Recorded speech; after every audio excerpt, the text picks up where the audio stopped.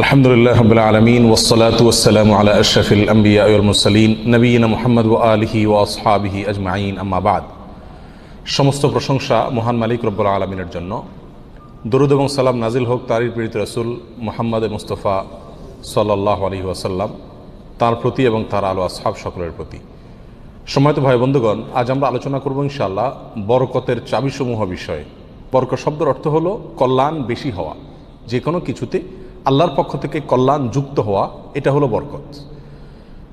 দুনিয়ার যে কোনো বস্তুতে যখন আল্লাহ সুবহানাহু ওয়া তাআলার পক্ষ থেকে কল্যাণ যুক্ত হয়, বিষয়টা যখন কল্যাণকর হয়ে যায়, উপকারী হয়ে যায়, তখন সেটা পরিমাণে অনেক অল্প হলেও আমাদের জন্য সেটা অনেক বেশি উপকার বয়ে আনে। অনেকে অনেক দীর্ঘ হায়াত পাইছেন, কিন্তু দীর্ঘ হায়াতে তেমন কিছু করার সুযোগ পান নাই, তার মানে জীবনে বরকত হয় নাই। অনেকে প্রচুর পরিমাণ সম্পদ কামাই করেছেন, কিন্তু সেই সম্পদ থেকে কোনো হিসাব খুঁজে পাচ্ছেন না যে কোথায় কি করলেন, বরকত নাই। অনেকে দেখা যাচ্ছে যে অনেক কাজ করেছেন, কিন্তু ফলাফল দেখা যাচ্ছে খুব বেশি একটা দৃশ্যমান না, তার মানে বরকত নাই। এর বিপরীতে দেখা যায় একজন অল্প কামাই করছে, মাশাআল্লাহ, এর ভিতরে সে অনেক কিছু করে ফেলেছে। কারণ হলো তার এই কামাইতে কি ছিল? বরকত ছিল।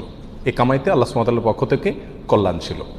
অতএব আমাদের জীবনে, আমাদের আমলে, আমাদের রুজিতে, আমাদের ইনকামে, আমাদের সন্তান সন্ততিতে, আমাদের সব কিছুতে আল্লাহ সুবহানাহু ওয়া তাআলার পক্ষ থেকে বরকত আসবে।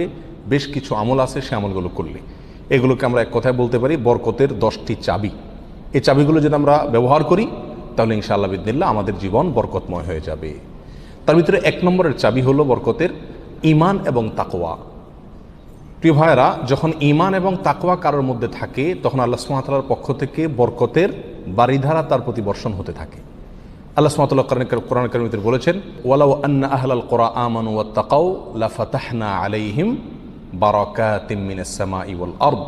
যদি কোনো জনপদের লোকেরা ঈমান আনে এবং তাকওয়া অবলম্বন করে, তাহলে আমি আসমান থেকে এবং জমিন থেকে, উপর থেকে নিচ থেকে, উভয় দিক থেকে বরকতের সমস্ত দুয়ার খুলে দেব।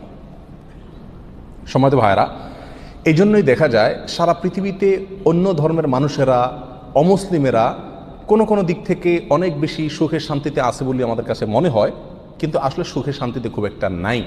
বিভিন্ন জরিপ বলছে সুসাইড বা আত্মহত্যার পরিমাণ তাদের মধ্যে বেশি। আত্মহত্যা মানুষ তখনই করে যখন সুখের চাইতে দুঃখের পরিমাণ বেড়ে যায়, কিন্তু মুসলমানদের মধ্যে আত্মহত্যার পরিমাণ অনেক কম। মুসলমানরা বেশিরভাগই গরিব, অভাবী, তারপরেও তাদের মধ্যে আত্মহত্যার পরিমাণ কম। এটা একটা আলামত যে তাদের জীবনে কি আছে? বরকত আছে। কারণ ঈমান সামান্য হলেও আছে। আর যার জীবনে ঈমান নাই, তাকে দেখবেন যে অনেক আট্টালি